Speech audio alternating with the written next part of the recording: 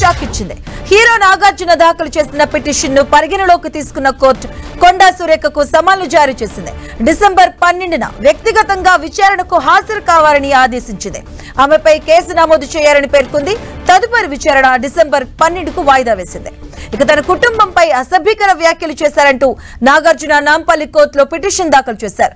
ఆమెపై క్రిమినల్ చర్యలు తీసుకోవాలని కోరారు. ఇరుపక్షాల న్యాయవాదులు తమ వాదనలు వినిపించారు. నాగార్జున కుటుంబంపై అనుచిత వ్యాఖ్యలు చేశారని, తన నోటితో చెప్పలేని మాటలన్నారని కోర్టుకు విన్నవించారు ఆయన తరపు న్యాయవాది.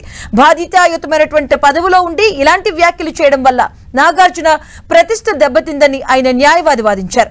నాగార్జున పిటిషన్ ను పరిగణలోకి తీసుకున్న నాంపల్లి కోర్టు 356 BNS యాక్ట్ కింద కేసు నమోదు చేయాలని పోలీసులను ఆదేశించింది.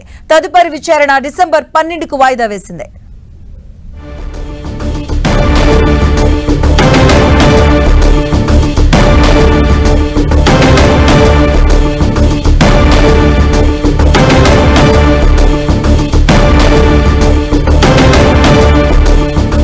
ఇదే అంశానికి సంబంధించిన పూర్తి అప్డేట్స్ మా కరెస్పాండెంట్ సునీల్ అందిస్తారు. సునీల్, మంత్రి కొండా సురేఖకు నాంపల్లి స్పెషల్ కోర్టు నాగార్జున దాఖలు చేసిన పిటిషన్ లో ఒక క్రిమినల్ కేసులు నమోదు చేసేందుకు రంగం సిద్ధం చేసింది. సెక్షన్ 356 కింద, అంటే మనం చూడొచ్చు, ఎవరైనా వ్యక్తి ప్రతిష్టకు దెబ్బతీసే విధంగా 356 నమోదు చేస్తూ నాంపల్లి స్పెషల్ కోర్టు ఆదేశాలు చేస్తుంది. సిసి నెంబర్ 490/2024 కింద సెక్షన్స్ కూడా యాడ్ చేస్తూ నిన్న ఆదేశాలు చేస్తుంది. మనం చూడొచ్చు, గతంలో మంత్రి కొండా సురేఖ, నాగార్జున, సమంత, అదేవిధంగా నాగ చైతన్య విడాకులకు సంబంధించిన విషయంలో చేసినటువంటి అసత్యపూరితమైన వ్యాఖ్యలను సవాల్ చేస్తూ కొండా సురేఖ పై నాగార్జున క్రిమినల్ దావా పిటిషన్ దాఖలు చేశారు. దీనిపై గతంలోనే కోర్టుకు హాజరైనటువంటి నాగార్జున తన స్టేట్మెంట్ కూడా ఇచ్చారు. ఈ పిటిషన్ పై నిన్న కోర్టు డిసెంబర్ 12న జరిగిన కొండా సురేఖ వ్యక్తిగతంగా హాజరు కావాలంటూ కూడా ఆదేశాలు ఇచ్చారు.